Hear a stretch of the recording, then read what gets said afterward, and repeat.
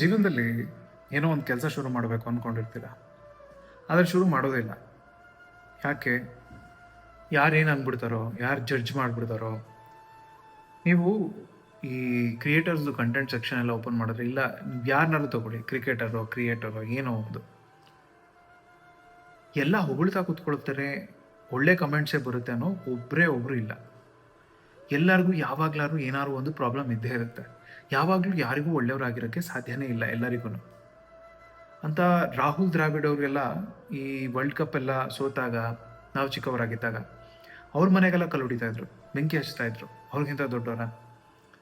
ಕೃಷ್ಣನಿಗೆ ಕಂಡ್ರೆ ಕಂಸನ್ ಟೀಮಿಗೆ ಆಗ್ತಾ ಇರಲಿಲ್ಲ, ರಾಮನ್ ಕಂಡ್ರೆ ರಾವಣನ್ ಟೀಮಿಗೆ ಆಗ್ತಾ ಇರಲಿಲ್ಲ.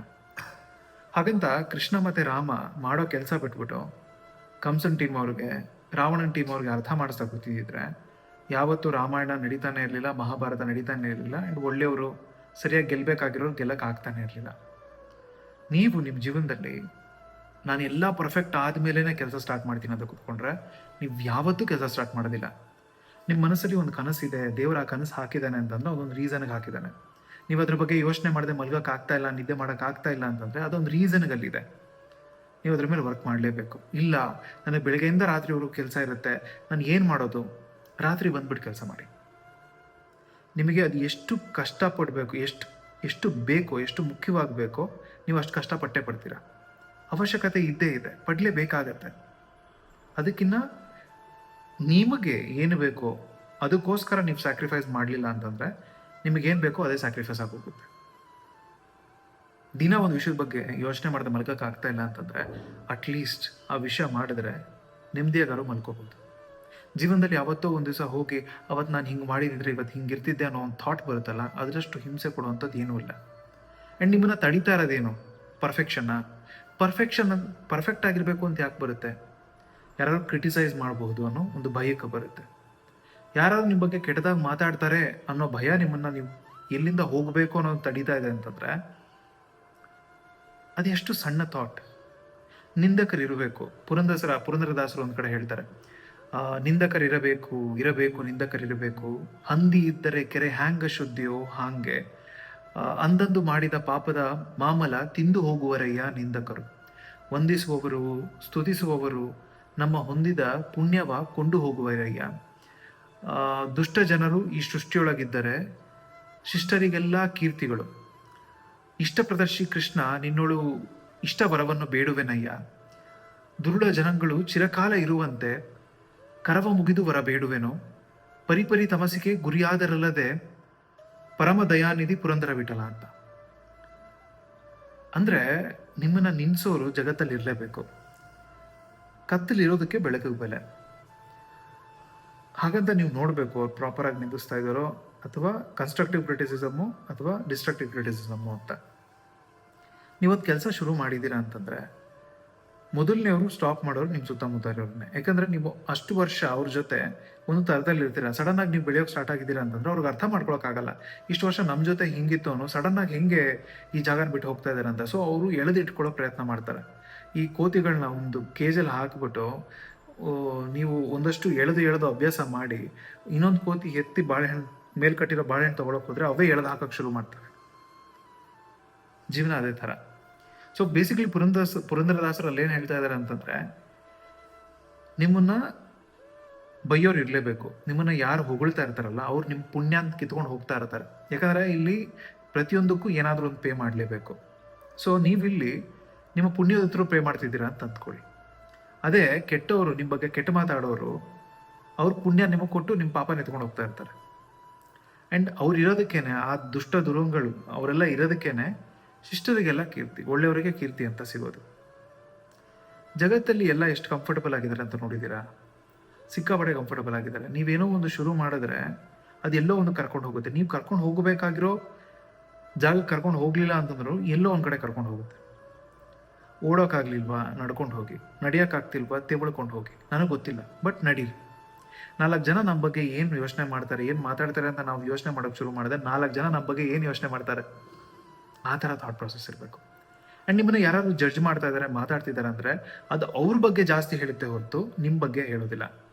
ಯಾವತ್ತೂ ಅಷ್ಟೇ ಯಾರಲ್ಲಿ ಏನಿಲ್ವೋ ಅದನ್ನು ಬೇರೆಯವರಲ್ಲಿ ನೋಡಿದಾಗ ಅವ್ರು ತೆಗಳೋದು, ಮಾತಾಡ್ಕೊಳ್ಳೋದು ಜಾಸ್ತಿ.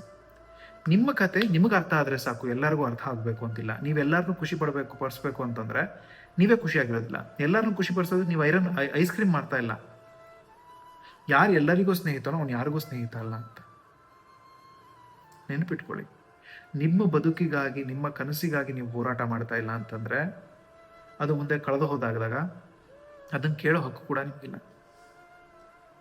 ನಾನು ದಿನಪೂರ್ತಿ ಕೆಲಸ ಮಾಡ್ತೀನಿ ಏನಾದರೆ ಎನರ್ಜಿ ಇರಲ್ಲ, ಪರವಾಗಿಲ್ಲ. ನೀವು ಅದನ್ನು ಮಾಡಬೇಕು ಅಂತಿರೋದೇ ಅಂಥ ಜಾಗದಿಂದ ಹೊರಗಡೆ ಬರಬೇಕು ಅನ್ನೋದಕ್ಕೆ. ನಿಮ್ಮ ಮನಸ್ಸಲ್ಲಿ ಇಂಥದ್ದೊಂದು ಮಾಡ್ಬೋದಾಗಿತ್ತು, ಮಾಡ್ತಾ ಇಲ್ಲ ಅನ್ನೋ ದುಗುಡ ಇದೆಯಲ್ಲ, ಅದು ನಿಮ್ಮ ಇನ್ನಷ್ಟು ಎನರ್ಜಿ ತಿನ್ನುತ್ತೆ. ಈ ಬೆಟ್ಟ ಹತ್ತದ ಮೇಲೆ ಮಾತ್ರ ನೆಕ್ಸ್ಟ್ ಬೆಟ್ಟ ಹತ್ತೋಕ್ಕಾಗೋದು, ಹತ್ತಬೇಕು ಅಂತ ಅನ್ಸೋದು. ಈ ಬೆಟ್ಟ ಹತ್ತಲಿಲ್ಲ ಅಂದ್ರೆ ನೆಕ್ಸ್ಟ್ ಬೆಟ್ಟ ನಂಗೆ ಕಾಣೋದೇ ಇಲ್ಲ. ಈ ಹೇಳಿದ್ನಲ್ಲ, ಯಾರು ನಿಮ್ಮನ್ನ ಹೆಂಗೆ ಜಡ್ಜ್ ಮಾಡ್ತಾರಲ್ವ ಅದು ಅವರ ರಿಫ್ಲೆಕ್ಷನ್, ಅವ್ರು ಏನು ಅನ್ನೋದನ್ನು ತೋರಿಸುತ್ತೆ. ಆ್ಯಂಡ್ ದಡ ಸೇರೋವರೆಗೂ ದಡ್ಡ ಇದ್ದಂಗೆ ಇದ್ದು ಬಿಡಬೇಕು. ಯಾರ ಹತ್ರನೂ ನಾನು ಇದು ಮಾಡ್ತಾ ಇದ್ದೀನಿ, ಅದು ಮಾಡ್ತಿದ್ದೀನಿ ಅಂತ ಹೇಳೋಕೆ ಹೋಗ್ಬಾರ್ದು. ಜನರ ದೃಷ್ಟಿ ಏನಿದೆ, ಜನ ನಡೆಯೋ ಜಾಗದಲ್ಲಿ ಗಿಡಗಳೇ ಬೆಳೆಯಲ್ವಂತೆ, ಇನ್ನು ದೃಷ್ಟಿ ತಾಗಿದ್ರೆ ಇನ್ಯಾವ ಲೆವೆಲಿಗೆ ಆಗ್ಬೋದು. ಸತ್ಯ. ಒಂದ್ಸರಿ 100 ಮೊಲಗಳು ಸೇರಿ ಬೆಟ್ಟ ಹತ್ತಬೇಕು ಅಂತ ತೀರ್ಮಾನ ಮಾಡ್ಕೊಳ್ತಾವಂತೆ. 100 ಮೊಲಗಳು ಹತ್ತಕ್ಕೆ ಸ್ಟಾರ್ಟ್ ಮಾಡಿಬಿಡ್ತವೆ. ಕೆಲವು ಮೊಲಗಳು ಹೆಲ್ತ್ ಪ್ರಾಪರ್ ಇರೋದಿಲ್ಲ, ಅದಕ್ಕೆ ಸ್ಟಾರ್ಟಿಂಗಲ್ಲೇ ಒಂದು ಸ್ವಲ್ಪ ದೂರ ಹೋಗ್ತಿದ್ದಂಗೆ ಕೆಳಗಡೆ ಬಿದ್ದು ಹೋಗ್ತವೆ, ನಿಲ್ಲಿಸ್ಬಿಡ್ತವೆ ರೇಸ್ ಆಡೋದನ್ನ, ಕಿರ್ಚೋಕೆ ಶುರು ಮಾಡ್ತವೆ. ತುಂಬ ಕಷ್ಟ ಇದೆ, ಮೇಲೆ ಹತ್ತಕ್ಕೆ ಆಗೋದಿಲ್ಲ ಅಂತ. ಮೇಲೆ ಹತ್ತಾ ಇರೋ ಮೊಲಗಳಿಗೆ ಇದು ಕೇಳಿಸ್ತಾ ಇರುತ್ತೆ. ಅವು ಕೇಳಿಸ್ಕೊಂಡು ಓ ಆಗೋದಿಲ್ವೇನೋ ಅವ್ರುಗಳೆಲ್ಲ ಹೇಳ್ತಾ ಇದ್ದಾರೆ ಅನ್ನೋದು ತಲೆ ಕುತ್ಕೊಳ್ತಾ ಹೋಗುತ್ತೆ. ಅವುಗಳು ಅಷ್ಟೇ ಹೋಗ್ತಾ ಒಂದಷ್ಟು ಮೊಲಗಳು ಇಲ್ಲಿ ಬಿದ್ದು ಹೋಗ್ತವೆ, ಇನ್ನೊಂದಷ್ಟು ಇಲ್ಲೂ ಬಿದ್ದು ಹೋಗ್ತವೆ. ಲಾಸ್ಟಲ್ಲಿ ಒಂದೇ ಒಂದು ಮೊಲ ಹತ್ತಾನೇ ಇರುತ್ತೆ. ಕೆಳಗಡೆ ಮೊಲಗಳು ಎಲ್ಲವೂ 99 ಮೊಲಗಳು ಕಿರಿಸ್ತಾ ಇರ್ತವೆ, ಏನು ಮಾಡ್ತಾ ಇದೆಯಾ, ಹತ್ತಾ ಇದೆಯಾ, ಕೆಳಗಡೆ ಬಾ, ಆಗಲ್ಲ, ಹತ್ತಕ್ಕಾಗಲ್ಲ ಅಂತ. ಆ ಮೊಲ ಹತ್ತೇ ಬಿಡುತ್ತೆ, ತುದಿ ತಲುಪೇ ಬಿಡುತ್ತೆ. ಹಿಂದೆ ತಿರುಗಿ ನೋಡುತ್ತೆ, ಎಲ್ಲ ಮೊಲಗಳು ಕಿರಿಸ್ತಾ ಇರ್ತವೆ. ಮೊಲ ಕೇಳುತ್ತೆ, ನಂಗೇನು ಕೇಳಿಸ್ತಾ ಇಲ್ಲ, ನಂಗೆ ಕಿವುಡ ಅಂತ. ಜೀವನದಲ್ಲಿ ಕಿವುಡ್ರ ಥರ ಇದ್ಬಿಡಿ. ಯಾರು ಏನು ಬೇಕಾದ್ರೂ ಮಾತಾಡ್ಕೊಳ್ಳಿ. ನಿಮ್ಮ ಕತೆ ನಿಮಗೆ ಗೊತ್ತಿದೆಯಾ, ನೀವೇನು ಮಾಡಬೇಕು ಅನ್ನೋದು ನಿಮ್ಗೆ ಅರ್ಥ ಆಗ್ತಾ ಇದೆಯಾ, ಸ್ಟಾರ್ಟ್ ಮಾಡಿ. ನಾನೆಲ್ಲ ಪರ್ಫೆಕ್ಟ್ ಮಾಡ್ಕೊಂಡು ಸ್ಟಾರ್ಟ್ ಮಾಡ್ತೀನಿ ಅನ್ನೋಕ್ಕೆ ಆಗೋದಿಲ್ಲ. ಜೀವನದಲ್ಲಿ ತಪ್ಪು ಮಾಡಬಾರ್ದು ಅಂತಂದರೆ ಎಕ್ಸ್ಪೀರಿಯನ್ಸ್ ಇರಬೇಕು. ಎಕ್ಸ್ಪೀರಿಯನ್ಸ್ ಬೇಕು ಅಂತಂದರೆ ತಪ್ಪು ಮಾಡಬೇಕು. ಆದಷ್ಟು ತಪ್ಪು ಮಾಡಿ. ಇಮ್ಯಾಜಿನ್ ಮಾಡ್ಕೊಳ್ಳಿ, ಯಾರೋ ನಿಮ್ಗೆ ಹೇಳ್ತಾರೆ 25 ರಿಜೆಕ್ಷನ್ ಆದಮೇಲೆ 26ನೇ ಸರಿ ನೀನು ಆಫರ್ ಕೊಟ್ಟಾಗ ಅವ್ರು ಅಕ್ಸೆಪ್ಟ್ ಮಾಡ್ತಾರೆ ಅಂತ. ನೀವೆಷ್ಟು ಫಾಸ್ಟಾಗಿ ಹೋಗೋಕೆ ಸ್ಟಾರ್ಟ್ ಮಾಡ್ತೀರ ರಿಜೆಕ್ಷನ್ಗೋಸ್ಕರ. ಎಲ್ಲರೂ ರಿಜೆಕ್ಟ್ ಮಾಡಲಿ ಅನ್ನೋ ಥರ ಥಾಟ್ ಪ್ರಾಸೆಸ್ ಅದಿರಬೇಕು. ರಿಜೆಕ್ಟ್ ಮಾಡಲಿ, ಆದಷ್ಟು ರಿಜೆಕ್ಟ್ ಮಾಡಲಿ, ಎಷ್ಟು ಜನ ರಿಜೆಕ್ಟ್ ಮಾಡೋಕ್ಕಾಗುತ್ತೋ ಅಷ್ಟು ಜನ ರಿಜೆಕ್ಟ್ ಮಾಡಲಿ ಅನ್ನೋ ಥರ. ನೀವು ಕತೆಗಳು ಓದ್ತಾ ಹೋದರೆ ಏನೂ ಆಗಲ್ಲ ಅನ್ನೋ ಟೈಮಲ್ಲಿ ಎಲ್ಲ ಆಗೋಗಿರೋದು ಎಲ್ಲರದು. ಓವರ್ನೈಟ್ ಸಕ್ಸಸ್ ಅಂತ ಇಲ್ಲಿ ಯಾರೂ ಇಲ್ಲ, ನಿಮ್ಗೆ ಹಂಗೆ ಕಾಣಿಸುತ್ತೆ ಅಷ್ಟೇ. ನೀವೆಷ್ಟು ಕಷ್ಟಪಟ್ಟು ಕೆಲಸ ಮಾಡೋಕ್ಕೆ ಶುರು ಮಾಡ್ತೀರೋ ಅಷ್ಟು ಲಕ್ಕಿ ಆಗ್ತಾ ಹೋಗ್ತೀರ. ಸತ್ಯ. ನಾನು ಇಲ್ಲಿ ಕುತ್ಕೊಂಡು ನನಗೆ ಲಾಟ್ರಿ ಹೊಡೆಯುತ್ತೆ ಅಂತ ಕುತ್ಕೊಂಡು ಲಾಟ್ರಿ ಹೊಡೆಯೋರು, ಹೋಗಿ ಲಾಟ್ರಿ ಟಿಕೆಟ್ ತೊಗೊಳ್ಬೇಕು. ಎವ್ರಿ ಡೇ ಲಾಟ್ರಿ ಟಿಕೆಟ್ ತೊಗೊಳ್ಬೇಕು. ಈ ವೀಕೆಂಡ್ ವಿತ್ ರಮೇಶ್ ಹೇಳ್ತಾರಲ್ಲ, ಈ ಅಲ್ಲಾದಿಂದು ಮ್ಯಾಟು ಯಾವಾಗಲೂ ಹೋಗ್ತಾನೇ ಇರುತ್ತಂತೆ, ಯಾವಾಗಲೂ ಒಂದ್ಸರಿ ಹೋಗ್ತಾನೆ ಇರುತ್ತಂತೆ. ನಾವು ಅದನ್ನು ಮೇಲೆ ಹತ್ತು ಕುತ್ಕೊಂಡ್ರೆ ನಮಗೆ ಅಂದ್ಕೊಂಡಿರೋ ಜಾಗಕ್ಕೆ ಅದು ಕರ್ಕೊಂಡು ಹೊರಟೋಗುತ್ತಂತೆ. ಬಟ್ ಅದು ಯಾವಾಗ ಬರುತ್ತೆ ಅಂತ ಗೊತ್ತಿಲ್ಲ.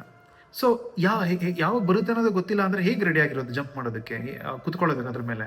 ಅದಕ್ಕೆ ಯಾವಾಗಲೂ ಜಂಪ್ ಮಾಡ್ತಾನೆ ಇರಬೇಕಂತೆ, ಯಾವಾಗಲೂ ಜಂಪ್ ಮಾಡ್ತಾನೆ ಇರಬೇಕು. ದಿನ ಲಾಟ್ರಿ ಟಿಕೆಟ್ ತೊಗೊಳ್ತಾನೆ ಇರಬೇಕು. ಯಾವಾಗ ಲಾಟ್ರಿ ಹೊಡೆಯುತ್ತೆ ಅಂತ ಗೊತ್ತಿಲ್ಲ. ನೀವು ಮಾಡೋ ಕೆಲಸದಿಂದ ಬೇರೆಯವ್ರಿಗೆ ಯೂಸ್ ಆಗುತ್ತೋ ಯೂಸ್ ಆಗಲ್ವೋ, ಅದರಿಂದ ನಿಮ್ಗೆ ಒಳ್ಳೇದಾಗುತ್ತೋ ಆಗಲ್ವೋ, ಬಟ್ ಮಾಡಿರೋ ಕೆಲಸ ಎಲ್ಲೂ ಹೋಗಲ್ಲ. ಈಗ ನೀವು ಮಾಡಿರೋ ಕೆಲಸ ಇನ್ನೆಲ್ಲೋ ಹೆಲ್ಪ್ ಮಾಡುತ್ತೆ, ಅದು ನಿಮಗೆ ಗೊತ್ತಿಲ್ಲ ಎಲ್ಲಿ ಅಂತ, ಈ ಕ್ಷಣಕ್ಕೆ ಗೊತ್ತಿಲ್ಲ ಅಷ್ಟೆ. ಅದನ್ನು ನೆನ್ಪಿಟ್ಕೋಬೇಕು. ಯಾವತ್ತು ಒಂದು ಒಳ್ಳೆ ಇಂಟೆನ್ಷನ್ ಇಟ್ಕೊಂಡು ಸ್ಟಾರ್ಟ್ ಮಾಡಿರೋ ಕೆಲಸ ಒಂದು ಒಳ್ಳೆ ರಿಸಲ್ಟೇ ಕೊಡುತ್ತೆ. ಬಟ್ ರಿಸಲ್ಟ್ ನಿಮಗೆ ಬೇಕಾಗಿರೋಂಗಿರುತ್ತೆ ಅನ್ನೋದನ್ನು ಬಿಟ್ಬಿಡಿ, ಮನಸ್ಸಿಂದ ತೆಗೆದಾಕ್ಬಿಡಿ. ಈ ಹೇಳಿದ್ನಲ್ಲ, ಕನ್ಸ್ಟ್ರಕ್ಟಿವ್, ಈಗ ನಮ್ಗೆ ಯಾರು ತೆಗಳ್ತಾ ಇದ್ದಾರೆ, ಕ್ರಿಟಿಸಿಸಮ್ ಮಾಡ್ತಾ ಇದ್ದಾರೆ ಅಂತಂದರೆ ಈ ಔಟ್ರೈಟ್ ರಿಜೆಕ್ಟ್ ಮಾಡಿ ಅಂತಲೂ ನಾನು ಹೇಳ್ತಾ ಇಲ್ಲ. ಅದರಲ್ಲಿ ಕನ್ಸ್ಟ್ರಕ್ಟಿವ್ ಕ್ರಿಟಿಸಿಸಮ್ ಇದೆಯೋ ಇಲ್ಲ, ಅಂದರೆ ನೀವು ಉದ್ಧಾರ ಆಗಲಿ ಅಂತ ನಿಮಗೆ ಮೇಲೆ ಒಳ್ಳೆ ಇಂಟೆನ್ಷನ್ ಇಟ್ಕೊಂಡು ಹೇಳ್ತಾ ಇದ್ದಾರೋ ಅಥವಾ ಕೆಟ್ಟ ಇಂಟೆನ್ಷನ್ ಇಟ್ಕೊಂಡು ಹೇಳ್ತಾ ಇದ್ದಾರೋ, ನೀವು ನಿಮ್ಮನ್ನ ಅಂಡರ್ ವ್ಯಾಲ್ಯೂ ಮಾಡಬೇಕು, ನಿಮಗೆ ಅಪೋಸ್ ಮಾಡಬೇಕು ಅನ್ನೋ ರೀಸನ್ಗೆ ಹೇಳ್ತಾ ಇದ್ದಾರೋ ಅನ್ನೋದು ನಿಮ್ಮ ಥಾಟ್ ಪ್ರಾಸೆಸಲ್ಲಿ ಇರಬೇಕು. ಅದನ್ನು ಡಿಫ್ರೆನ್ಷಿಯೇಟ್ ಮಾಡಬೇಕು, ಅದನ್ನು ಅರ್ಥ ಮಾಡ್ಕೋಬೇಕು. ನೀವು ದಡ ಸೇರೋವರೆಗೂ ದಡ್ರ ಥರ ಇರ್ಬಿಡಿ, ಇದು ಬಿಡಿ. ದಡ ಸೇರೋವರೆಗೂ ದಡ್ರ ಥರ ಇದು ಬಿಡಿ, ಆಮೇಲೆ ಎಲ್ಲ ಸರಿಯಾಗಿರುತ್ತೆ. ಎಲ್ಲ ಹೇಳೋಕೆ ಹೋಗ್ಬಿಡಿ. ಸೈಟ್ ತೊಗೊಳ್ತೀರಾ, ಗೃಹ ಪ್ರವೇಶ ಮಾಡ್ಬೇಕಾದ್ರೆ ಹೇಳಿ. ಮನೆ ಕಟ್ಸ್ಬೇಕಾದ್ರೆ ಹೇಳ್ಬಿಡಿ, ಸೈಟ್ ತೊಗೊಂಡೆ ಅಂತ ಹೇಳ್ಬಿಡಿ. ಗೃಹ ಪ್ರವೇಶ ಮಾಡಿಸ್ಬೇಕಾದ್ರೆ ಹೇಳಿ. ಎಲ್ಲರಿಗೂ ಎಲ್ಲನೂ ತಿಳಿಸೋ ಅವಶ್ಯಕತೆ ಇಲ್ಲ. ನೀವು ಎಷ್ಟು ವಿಷಯಗಳನ್ನ ಬಿಟ್ಕೊಡ್ತಾ ಇರ್ತೀರೋ ಅಷ್ಟು ವೀಕ್ ಆಗ್ತಾ ಹೋಗ್ತೀರಾ. ಆ್ಯಂಡ್ ಒಂದು ಸರಿ ಒಂದು ಸೀಕ್ರೆಟ್ನ ಹೊರಗಡೆ ಬಿಟ್ಟ ಮೇಲೆ ಅದು ಸೀಕ್ರೆಟ್ ಅಲ್ಲ, ಅದು ಒಬ್ಬರು ಬಾಯಿಂದ ಇನ್ನೊಬ್ರು ಬಾಯಿಗೆ ಹೋಗುತ್ತೆ. ಯಾರೋ ನಿಮಗೆ ಕ್ಲೋಸ್ ಇದ್ದಾರೆ, ಯಾರೋ ಇನ್ನೊಬ್ರು ಕ್ಲೋಸ್ ಇದ್ದಾರೆ, ಇನ್ನೊಬ್ರು ಕ್ಲೋಸ್ ಆಗಬೇಕು, ಅವಾಗ ನೀವು ವಿಷಯಗಳಾಗಿ ಹೋಗ್ತೀರಾ. ಎಷ್ಟು ಹೇಳಬೇಕು ಅಷ್ಟೇ ಹೇಳಿ, ಎಷ್ಟು ತಲೆ ಕೆಡಿಸ್ಕೋಬೇಕು ಅಷ್ಟೇ ತಲೆ ಕೆಡಿಸ್ಕೊಳ್ಳಿ. ಆ್ಯಂಡ್ ನಿಮ್ಮ ಮೇಲೆ ಕಮೆಂಟ್ ಮಾಡೋ ಪ್ರತಿಯೊಬ್ಬರು ನಿಮ್ಮಿಂದ ರಿಯಾಕ್ಷನ್ ಎಕ್ಸ್ಪೆಕ್ಟ್ ಮಾಡ್ತಾ ಇರ್ತಾರೆ. ರಿಯಾಕ್ಟ್ ಮಾಡೋಕ್ಕೆ ಹೋಗ್ಬೇಡಿ. ರಿಯಾಕ್ಷನ್ನೇ ಬರಲಿಲ್ಲ ಅಂದರೆ ಅವ್ರಿಗೆ ಏನು ಮಾಡ್ತಾರೆ? ನೀವು ರಿಯಾಕ್ಟ್ ಮಾಡಿದ್ರೆ ಅವ್ರು ಇನ್ನೊಂದು ರಿಯಾಕ್ಟ್ ಮಾಡ್ತಾರೆ. ದೊಡ್ಡ ದೊಡ್ಡ ಕೆಲಸಗಳು ಮಾಡಿರ್ಬೇಕಾದ್ರೆ ಮಾತಾಡ್ಕೊಂಡು ಉಳಿದು ಬಿಡ್ತೀರಿ. ಅವಶ್ಯಕತೆ ಇಲ್ಲ. Not reacting or not responding is also a response. ಅರ್ಥ ಮಾಡ್ಕೊಳ್ಳಿ, ಅದನ್ನ ಜೀವನದಲ್ಲಿ ಅರ್ಥ ಮಾಡ್ಕೊಳ್ಳಿ. ಎಲ್ಲ ಸಮಯದಲ್ಲೂ ರಿಯಾಕ್ಟ್ ಮಾಡೋದಲ್ಲ, ರೆಸ್ಪಾಂಡ್ ಮಾಡೋಕ್ಕೆ ಟ್ರೈ ಮಾಡಿ. ತೆಗಿಳ್ತಾರೆ, ಬೈತಾರೆ ಅಂತ ಅನ್ನಿಸ್ದಾಗೆಲ್ಲ, ಜನ ನನ್ನ ಬಗ್ಗೆ ತಪ್ಪಾಗಿ ತಿಳ್ಕೊಳ್ತಾರೆ, ಮಾತಾಡ್ತಾರೆ ಅಂತ ಅನ್ನಿಸ್ಕೊಳ್ಳೋಕೆಲ್ಲ ನೆನ್ಪಿಟ್ಕೊಳ್ಳಿ, ಕೃಷ್ಣನ್ನೂ ಹೇಟ್ ಮಾಡ್ತಾಯಿದ್ರು, ರಾಮನ್ನೂ ಹೇಟ್ ಮಾಡ್ತಾಯಿದ್ರು, APJ ಅಬ್ದುಲ್ ಕಲಾಂನೂ ಹೇಟ್ ಮಾಡೋರಿದ್ದಾರೆ, ರಾಹುಲ್ ದ್ರಾವಿಡ್ನೂ ಹೇಟ್ ಮಾಡೋರಿದ್ದಾರೆ. ಜೀವನದಲ್ಲಿ ಎಲ್ಲ ಪರ್ಫೆಕ್ಟಾಗಿ ಮಾಡಿದ್ರು, ನೀವು ಪರ್ಫೆಕ್ಟಾಗಿ ಮಾಡಿದ್ದೀರಾ ಅಂತ ಹೇಟ್ ಮಾಡ್ತಾರೆ. ನಾನು ಜೀವನದಲ್ಲಿ ಎಲ್ಲ ಸಿಗ್ನಲ್ಲು ಗ್ರೀನ್ ಆದಮೇಲೆ ನನ್ನ ಲ್ಯಾಂಬೋರ್ಗಿನಿ ನಾನು ಹೊರಗಡೆ ತೆಗಿತೀನಿ ಅಂತಂದರೆ, ನೀವು ಜೀವನ ಪೂರ್ತಿ ಲ್ಯಾಂಬೋರ್ಗಿನಿ ಹೊರಗಡೆ ತೆಗೆದಿಲ್ಲ. ಸಾಯ್ಬೇಕಾರೆ ನಿಮ್ಗೆ ಯಾವ್ಯಾವುದು ಟ್ಯಾಲೆಂಟ್ಗಳಿರ್ತಾವಲ್ಲ, ಕನಸುಗಳಿರ್ತಾವಲ್ಲ, ಅವೆಲ್ಲ ನಿಮ್ಮ ಬೆಡ್ ಸುತ್ತ ನಿಂತ್ಕೊತಾವಂತೆ, ಕೇಳ್ತಾವಂತೆ.